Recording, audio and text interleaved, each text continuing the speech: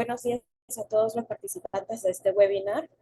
Este webinar es auspiciado por ASM y es presentado por mi persona, Chantal Vega, Ana Cristina Martínez y el Magister Juan Castillo. El día de hoy, el webinar también es auspiciado por ASM Webinars Panamá, Origen, la Asociación, la Sociedad Americana para la Microbiología, TESLab, Laboratorio Clínico y Scientific Instruments.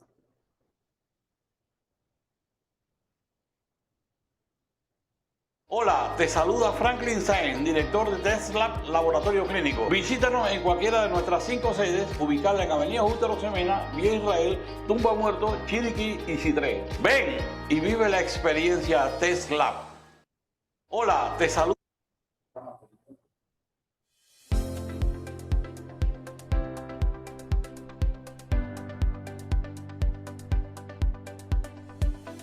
En Scientific Instruments S.A. brindamos servicios de calidad en el área de diagnóstico y de investigación para dar soluciones completas a nuestros clientes, ofreciendo equipos y reactivos de alta gama a nivel mundial, que ayudan a generar conocimientos que se transforman en un diagnóstico dirigido que beneficia la salud panameña, colaborando así con detección de enfermedades que afectan la salud pública, como el cáncer, diabetes, alergias, entre otros.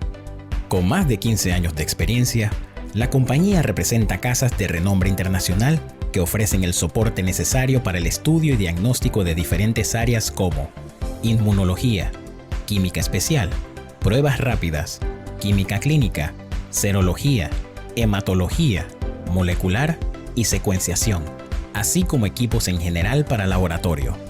En nuestra empresa contamos con un personal comprometido en ofrecer una atención de calidad, brindando asistencia en las áreas administrativas, ventas, mercadeo y servicio técnico a través de nuestros ingenieros y asesores científicos, quienes son los responsables de optimizar los recursos en beneficio de la salud panameña.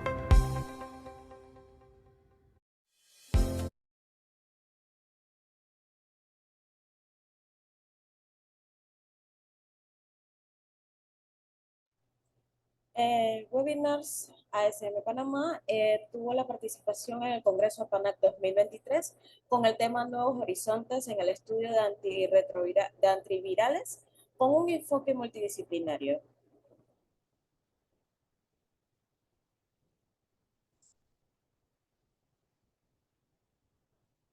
Y queremos darle la bienvenida a los nuevos miembros de ASM Panamá, la Magister Yamilka Díaz y el licenciado Ambiorix Batista.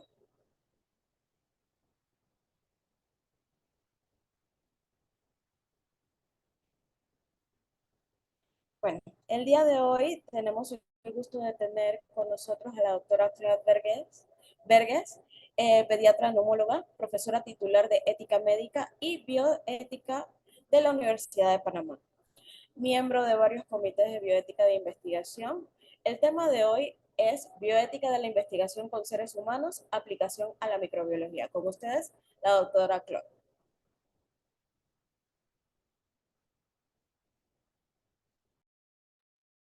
Listo, doctora, puede compartir la pantalla.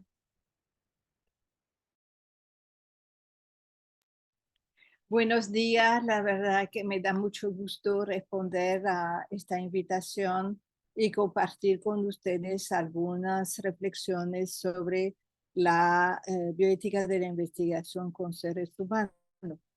En muchos países se habla de ética de la investigación, insistiendo sobre las normas deontológicas legales que rigen la investigación.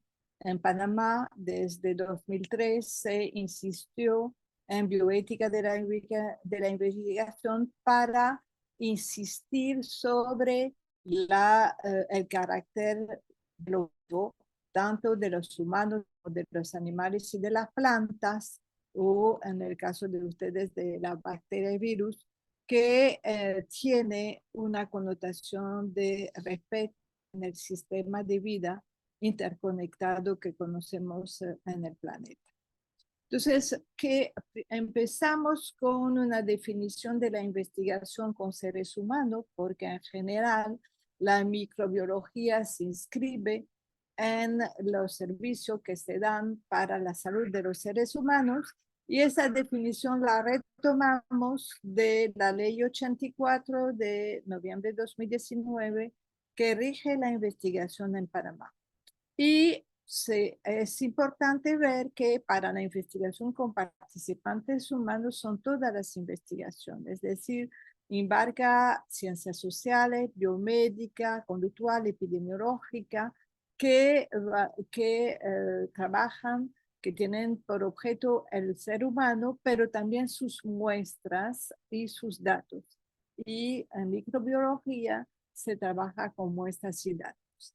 A su vez, la investigación para la salud es la generación de nuevos conocimientos acerca de la salud utilizando el método científico, y eso es importante porque el rol de ustedes de la investigación microbiológica es fundamental en la lucha contra las diferentes infecciones tradicionales y emergentes que afectan a los seres humanos, pero veremos también que afectan a los animales y a las plantas, lo cual repercuta en la seguridad alimentaria de los seres humanos y también repercuta en la salud del medio ambiente donde nosotros estamos llevados a vivir. Y esas investigaciones deben contribuir al nivel más alto posible de salud y bienestar. Entonces, esa definición es importante para que contextemos de lo que vamos a hablar. La Declaración Universal sobre Bioética y Derechos Humanos de la UNESCO en 2005 liga los principios bioéticos de beneficencia, no maleficencia, autonomía y justicia con los derechos humanos. En primer lugar, el derecho al respeto de la dignidad humana, de lo cual decoda todos los demás derechos. El derecho a la vida, el derecho a la salud, el derecho a la libertad fundamental, lo que implica el derecho a la información y al consentimiento informado para participar en investigaciones. Y eso es el punto de partida obligatorio de toda investigación y de la vigilancia por los derechos de los participantes y de la comunidad en general. Pero este reconocimiento de la dignidad humana y de los derechos de los participantes no implica que se va a impedir la investigación científica. Se reconoce su importancia y se reconoce la libertad de investigación científica. Veremos luego cuáles son los límites de esa libertad, pero se sabe que los progresos de la vida con el aumento de la esperanza de vida, la curación de algunas enfermedades o la mejor calidad de vida con otras, es el resultado de las investigaciones científicas que se han hecho en todos los campos de la ciencia y el desarrollo tecnológico que viene después de esa investigación básica que se hacen en los laboratorios, en las academias y luego en los institutos de investigación.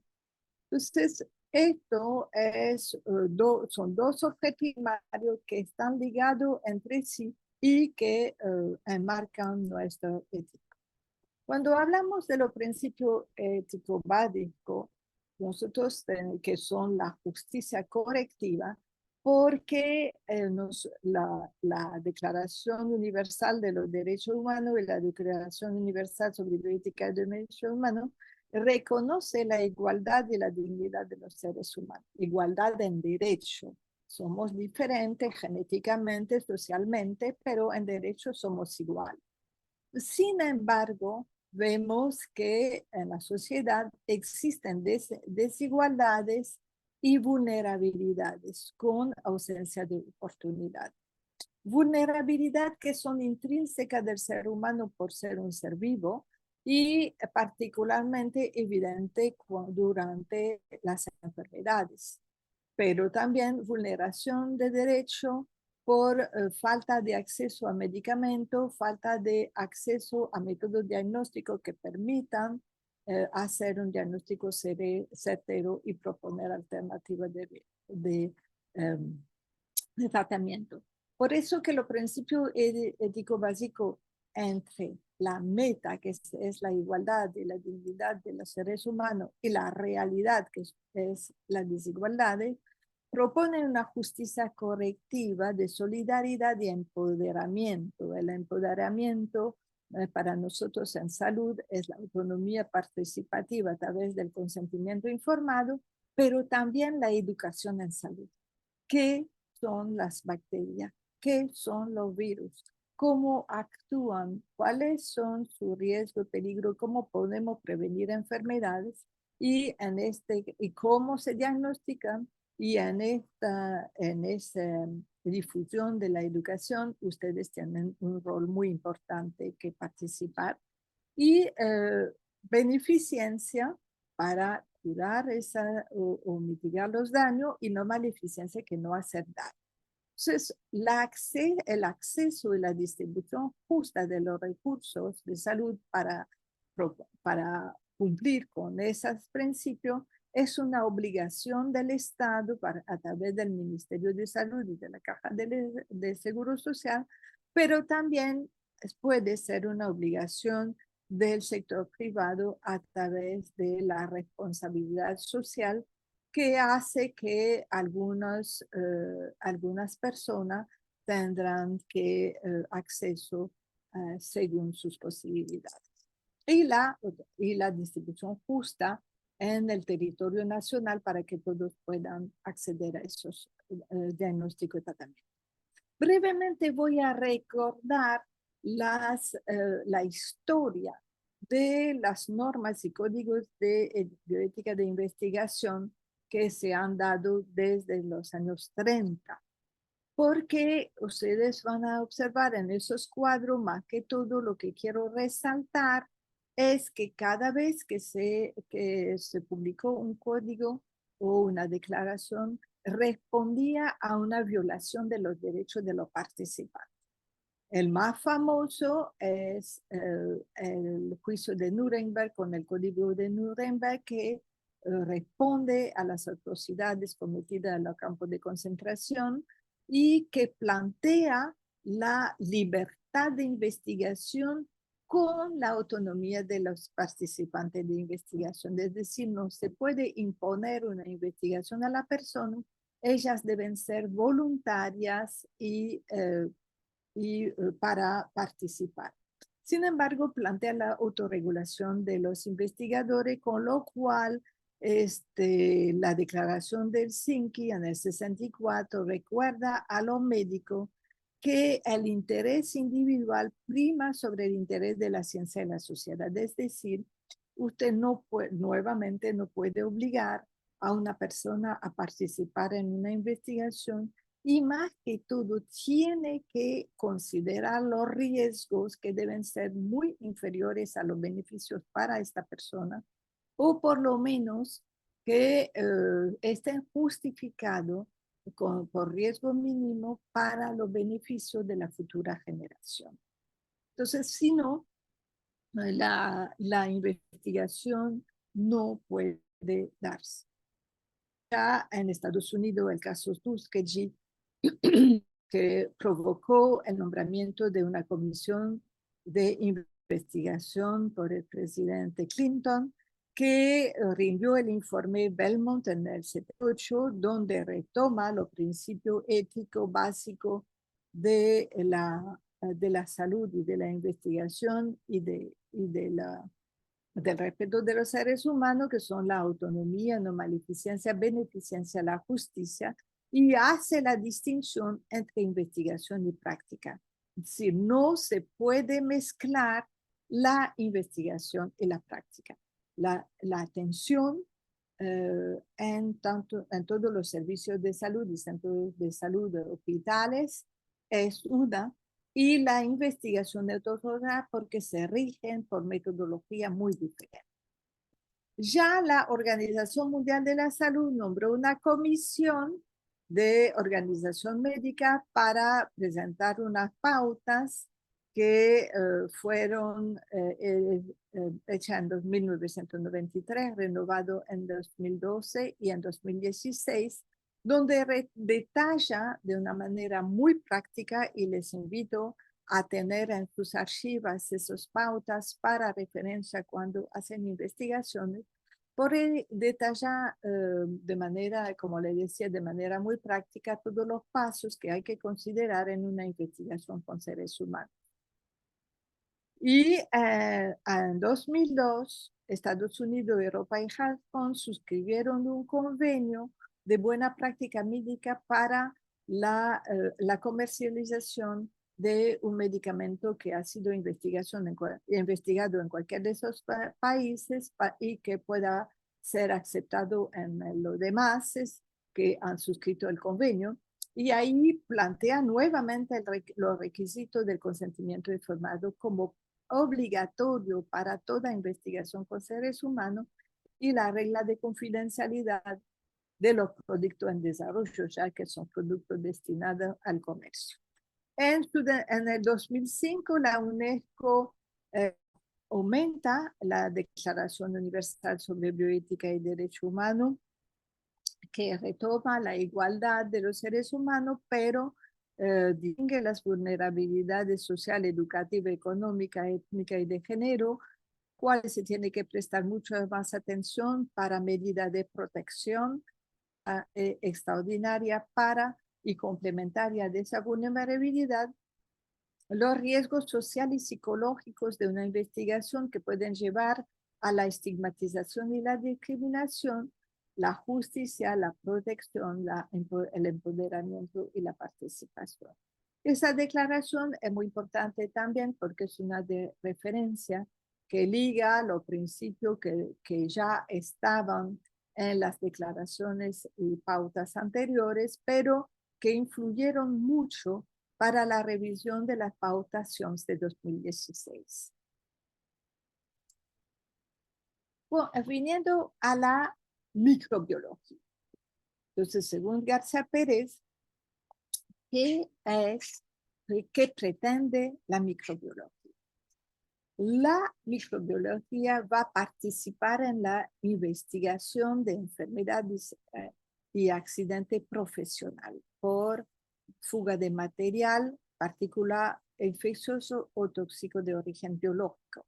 Es decir, ahí probablemente la investigación de toxicología es de otro campo de la biología, pero ustedes sí tienen que vigilar las infecciones por la infección en los lugares de trabajo o los productos de origen biológico que afectan a los seres humanos.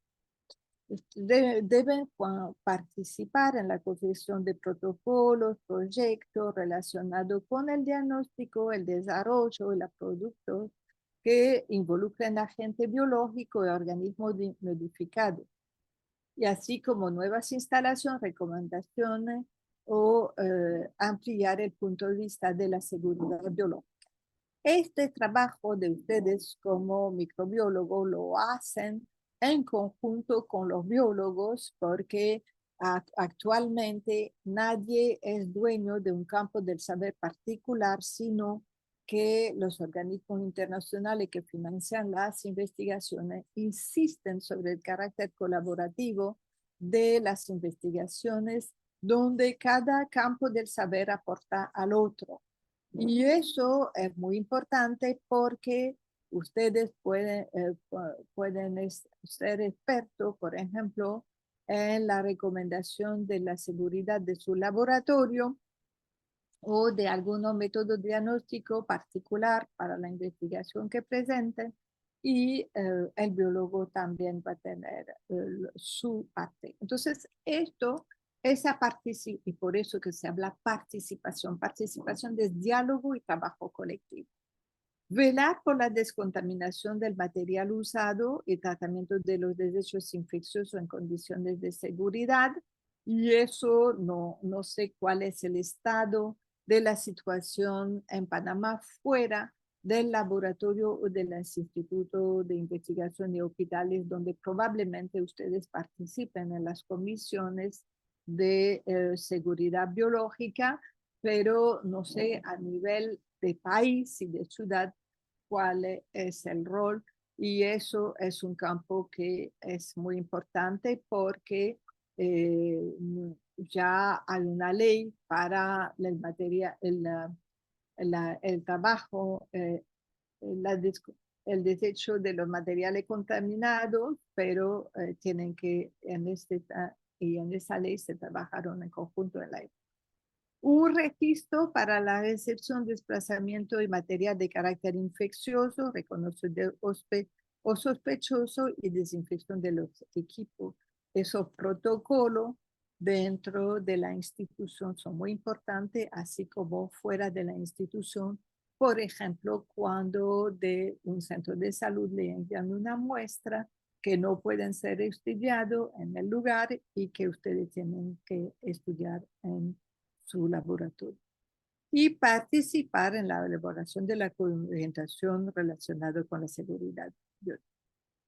A su vez, nosotros tenemos que ver que todas las investigaciones son costosas. Y eso es importante porque cuando en los protocolos de investigación se pide una estimación de los costos de la misma, porque los organismos financiadores van a prestar mucha atención si estos costos son razonables en el sentido que reflejan la realidad de los costos del equipo y de los insumos que seremos muy importantes. Por eso que debido a los altos costos, ellos piden que nosotros tenemos que considerar que no es porque el proyecto ha sido financiado por fondo público, hablemos de SENACYT, del Ministerio de Salud o de cualquier universidad, que es certera y que es infalible. Puede haber problemas y por eso que necesita de una revisión ética, tanto en el planteo de la investigación como en su desarrollo y el análisis de los resultados. Y todos los resultados positivos y negativos deben ser publicados.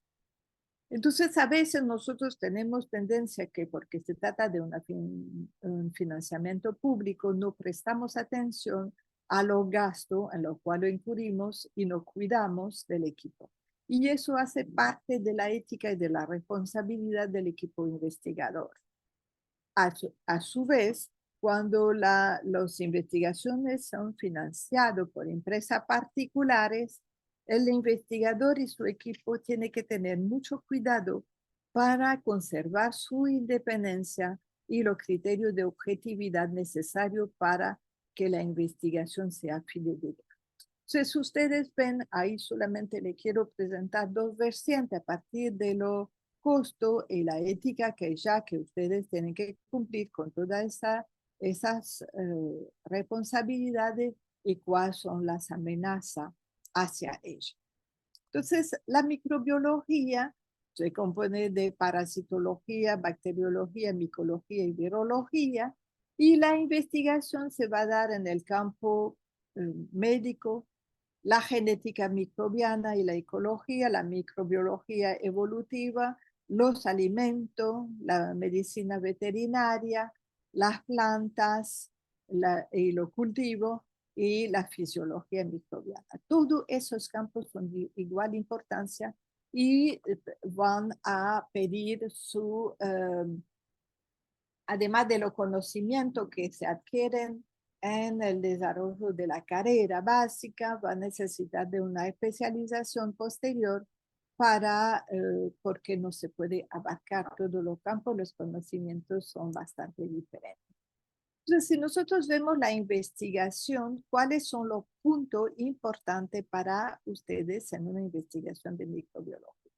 Si partamos de los derechos humanos a la igualdad, que en bioética también se ve, el primer paso es la selección de participantes. Y en la selección de participantes tenemos que tener cuidado en que sean verdaderamente representativos de lo que queremos demostrar o que sea y por eso tiene que ser una muestra amplia, o al contrario, que sea focalizado sobre una patología específica.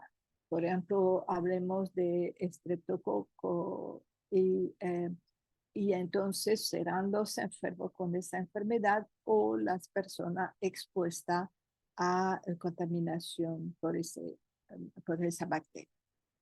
Cuando hablamos de dignidad, se va a reflejar en la autonomía, que es la voluntariedad de participar y el consentimiento informado, y nosotros tenemos que tomar en cuenta los factores de vulnerabilidad de los cuales ya hemos hablado, pero también los factores de conocimiento y de madurez para adaptar el lenguaje explicativo y informativo sobre la investigación, lo que queremos, los objetivos, los beneficios, los riesgos y lo que va a hacer las publicaciones para que el participante lo entienda.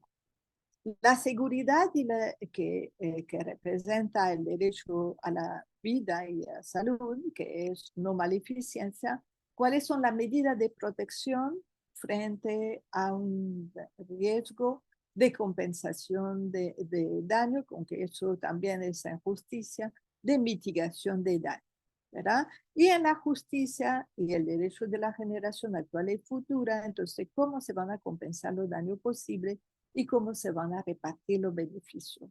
Y la repartición de beneficios no es solo con los participantes, son como los investigadores.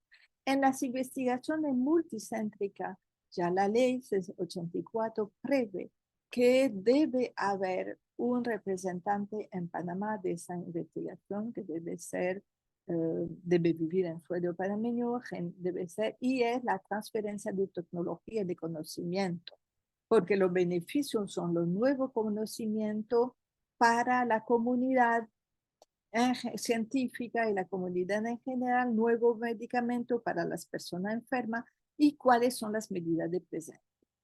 Entonces, ¿cuáles son los riesgos? Los riesgos son físicos y sociales, psicológicos para los participantes, pero también puede haber accidente durante el procedimiento y ustedes tienen que tener medida de previsión si eso pudiera ocurrir. Puede ser usada en guerra bacteriológica y ahí los investigadores tienen el derecho de rehusar participar en una investigación que pudiera ser utilizada para la guerra bacteriológica, aunque en general esas investigaciones se dan en instituto militarizado, donde las reglas son muy diferentes de la regla que nosotros tenemos. Y ser consciente que no existe el riesgo cero. Siempre hay un riesgo mínimo, que el riesgo mínimo es la fuga de datos que no van a afectar al paciente, porque si fuga un dato sobre un paciente que tiene una infección estafilocócica, no es la misma resonancia social y psicológica de estigmatización que si es una fuga de que el paciente tiene una enfermedad de transmisión sexual, por ejemplo. Los investigadores tienen el deber social de mejorar la calidad de vida y la salud, porque la salud es una necesidad de primer orden y es un derecho. Entonces, los valores de los investigadores, el primero es la honestidad. Y la honestidad implica responsabilidad y prudencia. Si yo dudo de lo que voy a hacer porque no tengo los conocimientos suficientes sobre lo posible riesgo, entonces por eso que se pide la colaboración en equipo. Yo tengo que asesorarme con alguien que pudiera saber mejor que yo en este campo particular. Y tengo que postergar esa investigación hasta tener la seguridad de tomar todas las precauciones posibles para mitigar los defectos. Los derechos, le repito, a los derechos volvemos a particular a repetir porque es muy importante tanto en impacto directo e indirecto. De cómo se va a dar una revisión ética de un protocolo de investigación.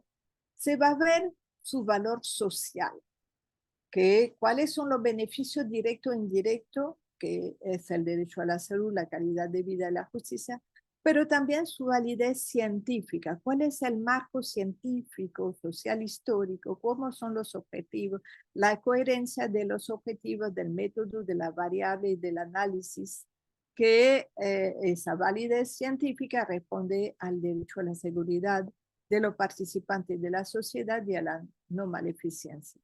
La selección de los participantes, cuál es su relación con el estudio, la equidad social e internacional, la medida de protección, el acceso a los servicios de salud si se presenta algún daño, la voluntariedad y los incentivos indebidos. En Panamá se considera incentivo indebido la supuesta compensación superior al costo de transporte, de almuerzo y de día trabajo perdido. Es decir, si un paciente tiene que viajar para venir al laboratorio para sacarse una muestra, entonces ustedes le tienen que compensar el precio del bus o del taxi, si ha perdido toda la mañana su mañana de trabajo, y a veces se da un almuerzo, una merienda, porque eso es la tradición de almorzar temprano. Entonces, eso no se considera incentivo indebido. Incentivo indebido si además de esa compensación, usted le da $100, por ejemplo, para una muestra que supera el volumen admitido por el Comité Nacional de Bioética de Investigación de los comités. Y eso lo volveremos a hablar sobre eso, porque eso nuevamente es un respeto de la dignidad del paciente. ¿De qué se va a valorar? ¿Cuáles son los riesgos? El daño a la salud, riesgo físico o mental, y el riesgo físico en microbiología sería solamente, considero yo, que si ustedes toman una muestra de sangre, y veremos qué volumen hace, serían los hematomas que pudieran producirse a nivel de la extracción, pero esos se consideran riesgo mínimo, pero el paciente lo debe saber. Y ustedes tienen que saber si el paciente está anticoagulado para que este hematoma no sea mayor de lo normalmente debido. Daño a la dignidad, falta de consentimiento informado, es decir, un paciente da su muestra en la hospitalización y esas muestras son utilizadas sin su consentimiento para una investigación. Y esto están ligadas a su persona. Y esto, por ejemplo, los hospitales docentes de Panamá, en el consentimiento de hospitalización advierten que son hospitales docentes, con lo cual el paciente consiente a que se haga algunas investigaciones, aunque cuando se puede presentar un proceso de consentimiento informado para una investigación particular. Este acuerdo de investigación no incluye las investigaciones genéticas. Daño por información privada que le dan, por ejemplo, todos los pacientes con infecciones de transmisión sexual, tuberculosis, lepra, etcétera, que son socialmente discriminados. Y daño a la sociedad porque puede ser daño de grupo. Por ejemplo, tal grupo, y nosotros lo vimos hace poco, el estigma que tiene toda la población LGTB que busca reivindica la igualdad de derechos, porque son estigmatizados y discriminados. Y si ustedes cuando publican algunas investigaciones que muestran que, por ejemplo, los pacientes que tienen relaciones de hombre con hombres tienen más riesgo de enfermedades sexuales, entonces tienen que publicarlo con mucho cuidado y presentar la medida de prevención para que eso no se repita. Entonces, cuando vamos a examinar esos son los daños, cuáles son las probabilidades y magnitudes posibles. y lo vamos a comparar con los beneficios anticipados. Deben estar ligados a la validez de la hipótesis de investigación y reducido a lo estrictamente necesario para el fin de investigación y dar un tiempo de seguimiento suficiente para resolver.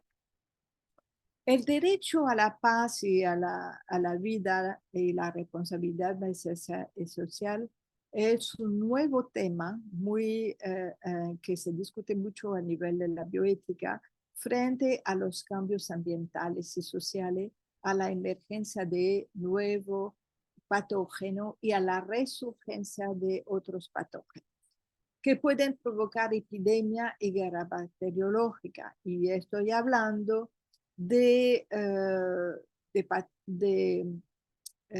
bacterias y virus y otros que ustedes manejan en Panamá, como la fiebre amarilla, el anta, la shigella, la enterotoxina, el botulismo, el chive, el ácaris y la giardia, la salmonella typhi y el brío, disculpen la cerorea ortográfica que me corrigió, y que ustedes manejan. Entonces, todas estas bacterias y estos virus deben, y los hongos y las Yersinia typhus, que probablemente no van, ustedes lo tienen que manejar con sumamente cuidado y responsabilidad.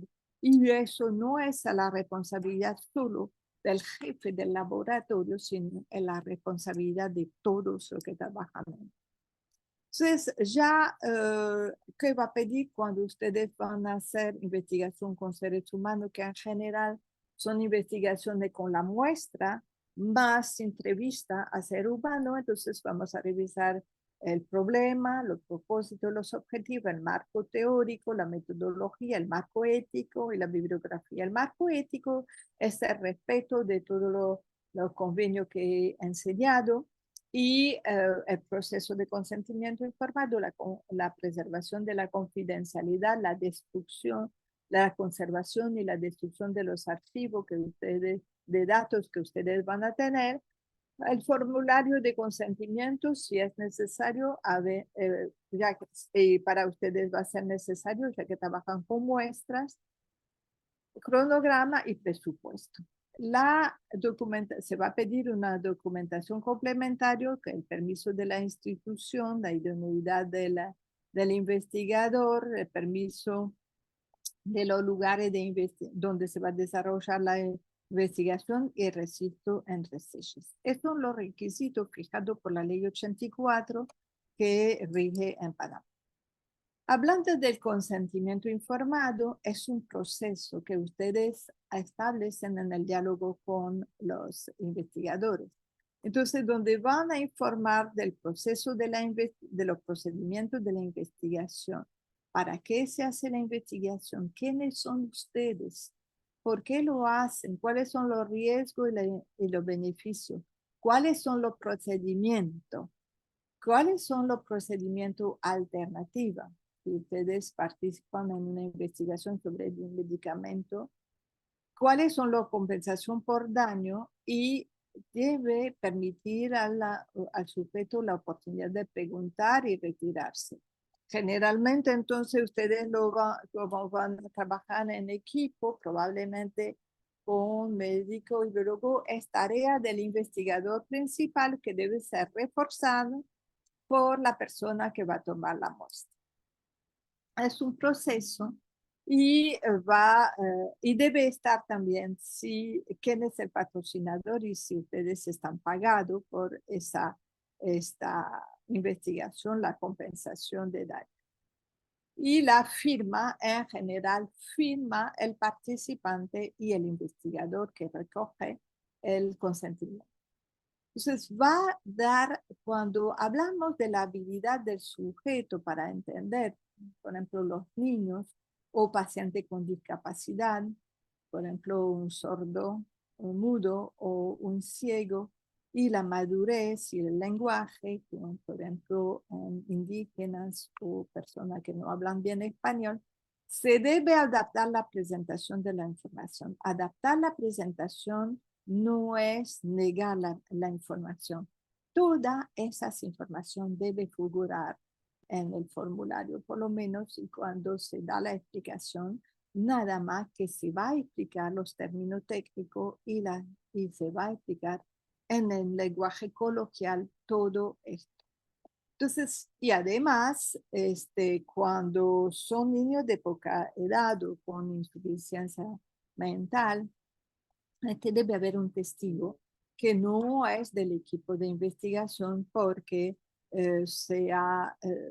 garantiza la seguridad del participante y además cuando puede, el paciente debe escogerla. Como yo le decía, el manejo de la muestra, ya son normativos ISO y lo que se va a hacer, entonces pues, la muestra de sangre deben tener un volumen muy importante, tanto para los niños, que es de 0,5 a 1 o 0,1 a 1% de su volumen total, o en kilo, 0,1 a 3 mililitros por kilo, con máximo de 5 cc en la niñez, a 30 cc con un adulto, con un volumen acumulativo máximo que todo está fijado en el boletín de la Organización Mundial de la Salud. Además, los tejidos y células deben ser examinados para microbiología en un centro certificado que pasar por una revisión ética, porque según la ley 1 de 2001 de medicamento, y debe tener para el traslado, tiene que tener el permiso del Comité Nacional de Trasplante y de Farmacia y Drogas del Ministerio de Salud.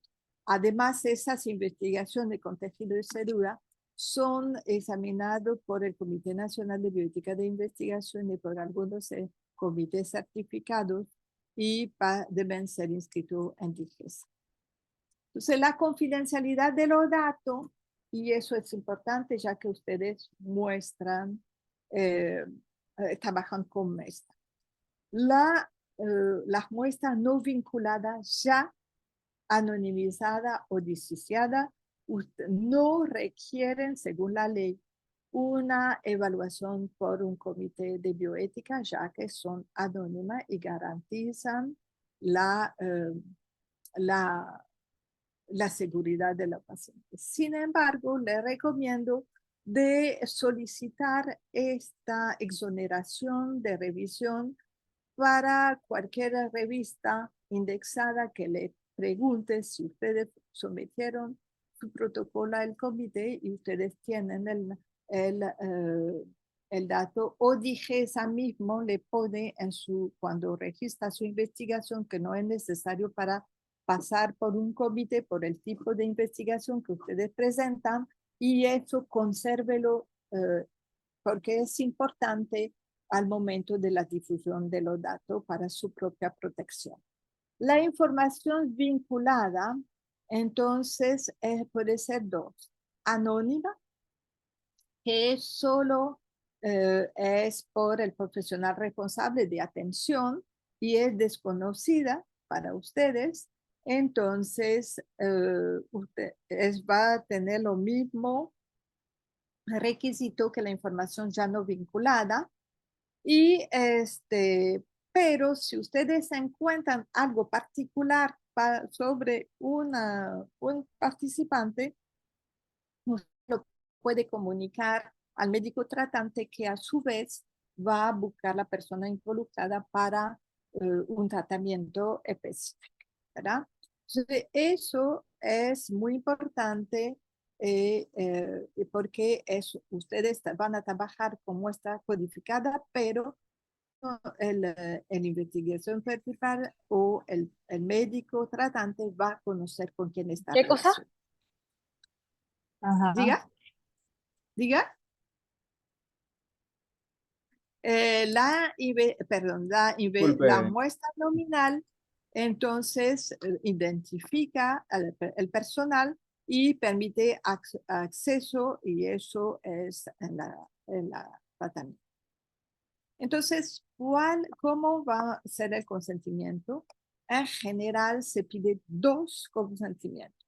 El consentimiento para la investigación programada y avalada y la destrucción programada de la muestra y de los datos que ustedes han recogido. Y un segundo conocimiento, si ustedes consideran que esas muestras son difíciles de obtener y que pueden ser importantes para investigación a futuro. Entonces, deben precisar cuánto tiempo la van a conservar, dónde la van a conservar, quién tiene derecho de acceso a esta muestra y cómo se va a destruir.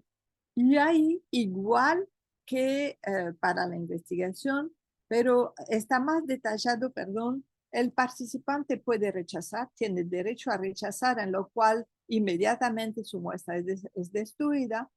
Puede aceptar solo para seguir a la línea de investigación actual, por ejemplo, sobre una bacteria, un virus, o puede dar un consentimiento adverso, abierto para todas las investigaciones que ustedes se ponen en el futuro, o puede dejar abierto con restricción de una patología. Si el participante tiene varios. Entonces, ¿qué hay cuando ustedes trabajan con bacteria, hongos, virus directamente? No están exentos de revisión o pueden pedir revisión expedita. Eso ustedes lo solicitan al Comité de Bioética y en general la revisión expedita va a pedir todos los requisitos que le he mencionado, pero le va a dar una respuesta en un tiempo menor que lo que prevé la ley, que es de 45 días. Cuando son un estudio genético del huésped, entonces ya tenemos que acogernos a lo que recomienda el Comité Internacional de Bioética de la UNESCO, que es lo más de la muestra genética y de las personas, y debe corresponder al deseo del interesado. Entonces, o se disocia, se anonimiza y nadie puede saber a quién pertenece, si el interesado está de acuerdo, o se debe destruir. Pero hay alguno y que también se prevé que el interesado puede tener acceso a esos datos a menos que estén disociados totalmente o que el derecho nacional lo impida. Y debe haber ahí los laboratorios y los datos que actualmente son virtuales deben tener la misma extrema precaución, y para ello en el equipo debe haber un técnico en computación para que tome todas las previsiones para que esos datos no sean hackeados. Entonces, y están ya el Estado, la restricción de acceso es para el Estado, los empleadores, la compañía de seguro, a menos que sea de interés público, por ejemplo, en la asesoría legal, en criminología, que le pueden estar preguntando, y eso va. Y la disociación con fines de investigación científica, ¿verdad? Sí, es muy importante, y terminamos con la publicación. Toda investigación termina con la difusión de los resultados. Entonces, ¿qué hemos visto? Y por eso que es muy importante que la ley 84 prevé investigadores nacionales, o por lo menos en el territorio nacional, perdón. Pero ustedes cuando tienen que insistir para figurar hasta hace unos 10 años, pues eso ha mejorado con COVID, se veía que los investigadores nacionales no aparecían en la publicación de los resultados, o se tenían autoría injustificada, o con el aumento de número de autores que no tenían ningún aporte, y ustedes y debe ser hecho antes de iniciar la investigación. Desde la elaboración del protocolo se debe saber cómo va a ser el orden de publicación y debe ser muchas revistas piden ahora cuál ha sido la participación de cada miembro del equipo que figura en la publicación y evitar las autorías honorarias o ponerlo al final como, o no sé cuál es el orden que consideran la revista, pero ponerlo como director o presidente del laboratorio o de la institución que quiere figurar. Y entonces ya los comités internacionales de revistas médicas son los que han tenido lo más detallado la autoría de la investigación de biomédica porque ha sido el campo donde más se ha publicado y donde más ha habido diferencia entre los autores y entonces por eso que te piden la justificación del aporte de cada uno y que se recomienda que el borrador inicial o la edición y la revisión de escrito sea firmada por todos los autores que figuran antes de su publicación, ¿verdad? Entonces, Elsevier acaba de pedir tiene un formulario para los autores que pide 3 requisitos: la protección de personas y animales, entonces la confidencialidad de los datos, el derecho a la privacidad y el consentimiento informado, a lo cual ustedes pueden responder con el aval, la copia del aval que le ha dado el comité de ética que ha revisado su investigación, ¿verdad? Y entonces eso ya lo hemos dicho. Y termino con esa presentación agradeciendo la invitación nuevamente. Estoy dispuesta a las preguntas. Excelente, Si puedo doctora. contestar. Excelente, doctora. Muy, muy buena su presentación y muy completa, llevándonos por todos los aspectos éticos que influyen en nuestras investigaciones y en el campo de la microbiología. Quiero recordarle a todos los participantes antes de empezar la sesión de preguntas y respuestas que si se incluyeron o ingresaron tarde, no se preocupen que este webinar va a estar colgado en nuestra página de YouTube, nuestro canal de YouTube, Somos Ciencia Panamá. Ahí le acabamos de poner una pequeña encuesta para que por favor nos digan si ya han visitado nuestro canal, solamente a modo de saber qué tan activo ha estado el canal, pero bueno, también para que sepan que estará este video y los otros videos que hemos hecho de los webinars. No están todos porque algunos están en postproducción todavía porque hemos tenido que arreglar algunas cosas, pero están la mayoría y pues esperamos que puedan visitar la página y puedan ver los videos o consultar la información que estamos colgando allí. Bien, entonces ahora pasamos con la parte de preguntas y respuestas. Ana o Chantal, no sé si quieran empezar con alguna de las preguntas que tenemos por parte de los participantes en el chat. Pero vamos a darle primero prioridad, siempre damos prioridad a las preguntas en vivo. Tenemos una pregunta de Fermín Acosta. Adelante.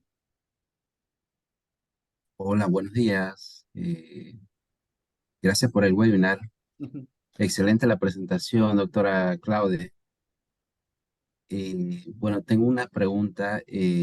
Mi duda es, por ejemplo, aquellas, de hecho en el chat lo pusieron.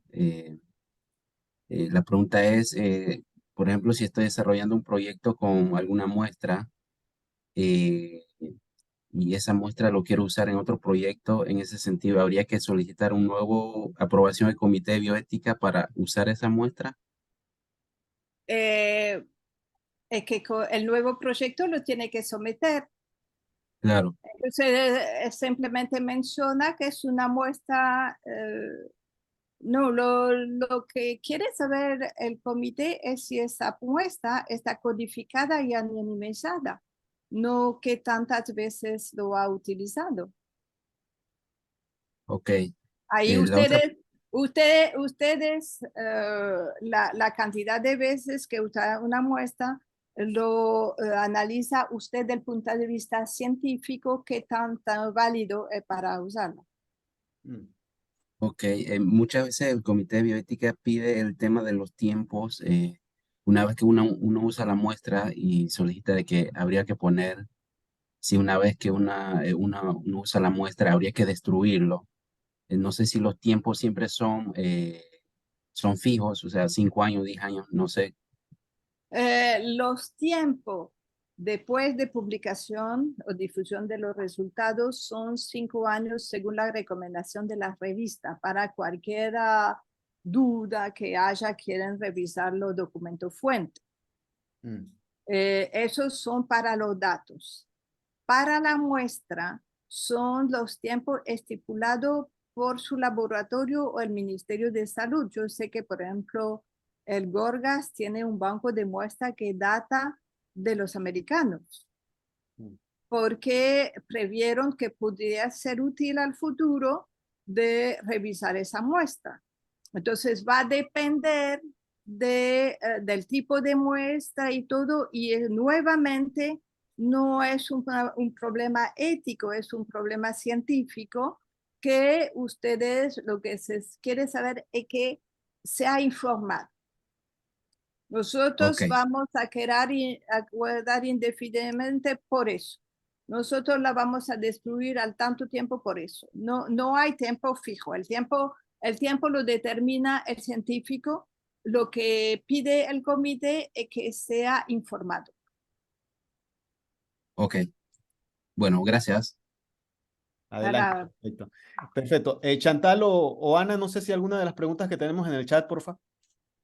Claro que sí, hay muchas preguntas en el chat. Muchas gracias, doctora, por su participación. La verdad ha sido muy informativo y ha respondido aquí a muchas cosas interesantes, sobre todo una que teníamos en el chat.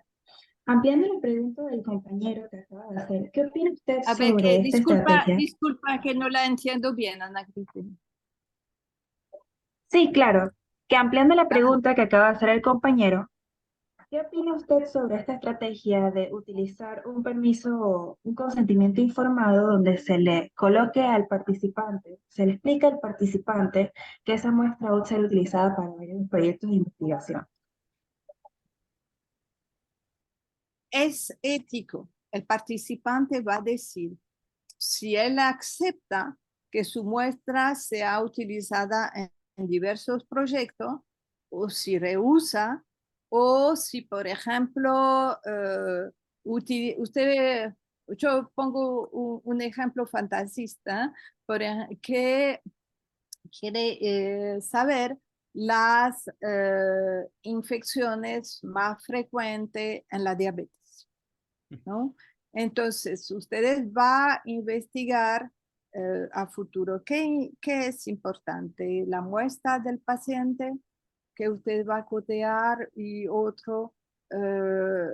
Esto nuevamente, y por eso que la última diapositiva, no sé si la pasé demasiado rápido, donde detalla el consentimiento informado para uso de muestra futuro, que eso lo hemos modificado de un consentimiento informado que trabajaron el Comité de Ética en España, justamente donde se detalla el derecho de las personas en cuanto al uso de su muestra en investigación futura.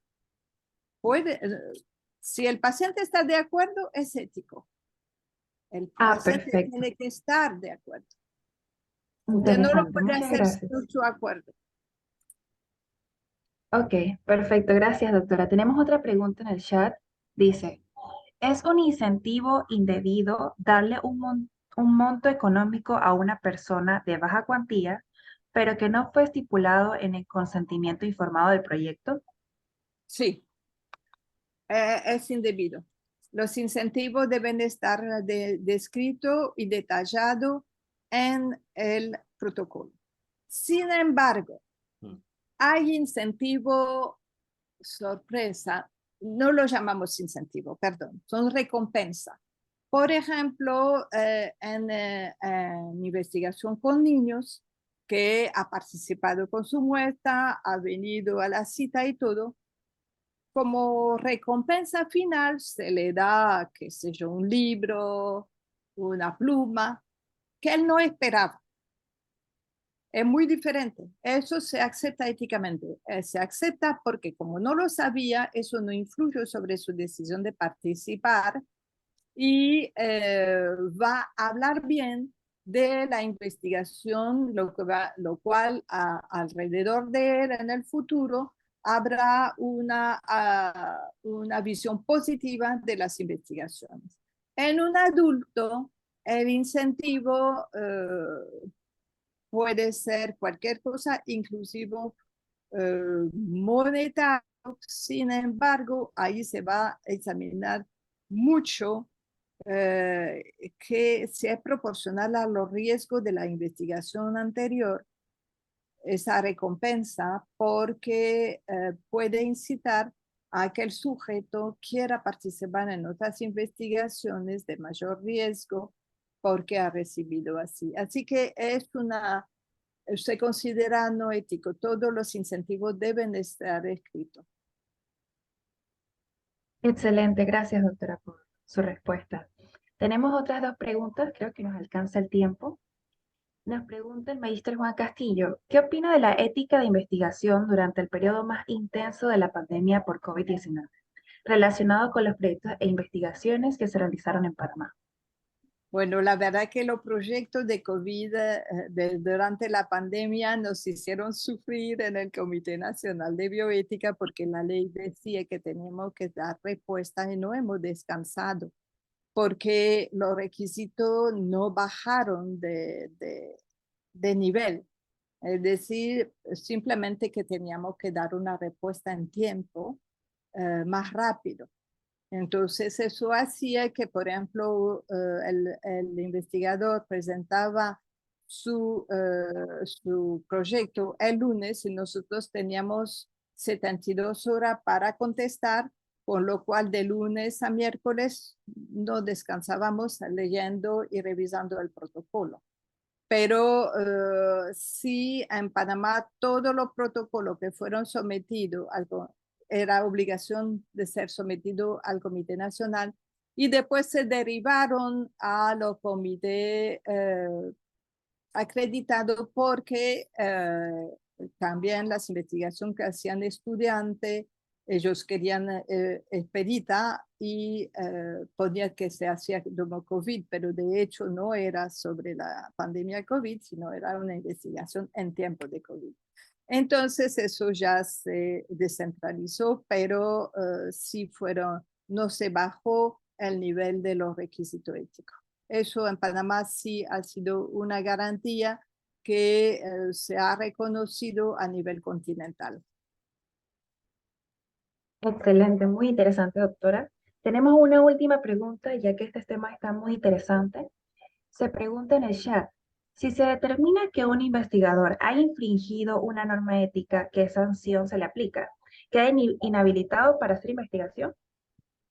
Si tiene, se va a evaluar. El comité que aprobó el protocolo debe darle seguimiento y se va a evaluar la falta. Entonces, una norma ética, por ejemplo, puede ser que haya una desviación, que se le olvidó o tomar una muestra o relevar unos datos el día miércoles y lo hizo el jueves.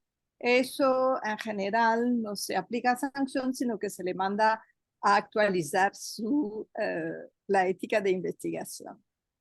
Hemos visto también que se deja formulario con lápiz y consentimiento sin firmar, eso son faltas graves. Y una vez que se documenta esa falta, entonces se puede documentar e inhabilitar y la inhabilitación puede ser por un tiempo corto o definitiva, dependiendo de la gravedad de la falta. Excelente, Pero en doctora. ¿Hay Panamá más no preguntas? hemos tenido inhabilitación definitiva. Excelente, doctora. Muchas gracias por su respuesta. Hay más preguntas en el chat, pero creo que el tiempo se nos ha acabado, así que Magíster Juan Castillo puede continuar. Perfecto, perfecto. Muchas gracias, Ana, por ayudarme con lo de los comentarios y preguntas en el chat, y doctora por sus respuestas. Y una vez más queremos de parte de ASM, de todos los miembros de ASM y de los participantes, pues agradecerle todo este conocimiento que nos ha compartido el día de hoy, que por suerte ha quedado grabado para que podamos disfrutar de él más adelante o consultarlo en su debido momento. La verdad es que ha sido un grato placer para mí tenerla como expositora el día de hoy, doctora, porque yo sé que es bien difícil conseguirla a usted para que nos dé alguna conferencia. Así que de verdad que muchas gracias por su participación el día de hoy. Les- Muchas gracias a ustedes por la invitación. Vale, doctora, muchas gracias. Les recordamos que tenemos otro webinar. Vamos en el camino de cumplir con los webinars ya programados. Tuvimos un pequeño cambio en el webinar que correspondía al mes de noviembre. Era sobre seguridad alimentaria, pero tuvimos que cambiarlo. Tenemos otro expositor para ese tema. Más adelante se lo haremos saber, pero el que sigue es el de tamizaje por Streptococcus grupo B en pacientes embarazadas. Eso va a estar dictado por la licenciada Loida Oduber el día 24 de noviembre. También otra información que les queríamos compartir es que vamos a estar participando conjunto con la UAM en la realización de un simposio. Ya les menciono, este que ven aquí está organizado por la Magíster Rita Corrales. Y, denme un segundito. Este va a ser en el mes de noviembre. Ella nos va a estar indicando cuáles son los otros detalles. El tema es sobre VIH y la lucha, sobre la lucha del VIH-Sida. Más adelante tendremos más información al respecto para que puedan inscribirse y participar. Esto lo están organizando la UAM en conjunto con los estudiantes de medicina del sexto semestre de ellos. Y Rita Corrales es también miembro de la ASM. Otra información que les traía el día de hoy es referente a este concurso de ASM Art Contest. Va a ser el 28 de octubre la fecha de cierre de la misma. El tema de este concurso es microbiología en el espacio, y lo importante que les traigo esto porque pueden participar tanto personas que son miembros de ASM como personas que no son miembros de ASM. Y además, no hay tarifa de inscripción para participar en el concurso Agar Art. Como verán, hay unas obras de arte de verdad hechas en agar, y pues me gustaría que si alguno está interesado en participar, pues lo logre hacer. Ahí en el código QR pueden accesar a la página web para el concurso. Es hasta el 28 de octubre. Hay otros criterios y otra información que ustedes van a poder observar en la página web. Tendrían que revisarlo. Creo que hay dos tipos de premio, uno para los que son miembros de ASM y uno para el que es de formato abierto, o sea, el que no es miembro. Y creo que se puede participar hasta en grupos de hasta 5 personas para que sepan que pueden participar con su laboratorio. Por favor, graben la información. De todas maneras, voy a estar pasando esto de alguna forma a todos los que han participado y dejar esto en el canal para que puedan transmitírselo a alguno que esté interesado en participar.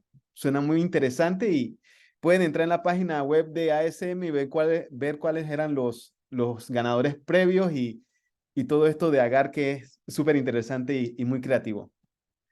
Y bueno, por último, pues como siempre, agradecer a todos los que colaboramos en ASM para traerles estos webinars, y disponemos del tiempo y de toda la alegría para poder compartir con ustedes. A nuestros patrocinadores TestLab y Scientific Instrument, que han creído en este proyecto y que nos han colaborado para poder traer todas estas conferencias a ustedes en estos días.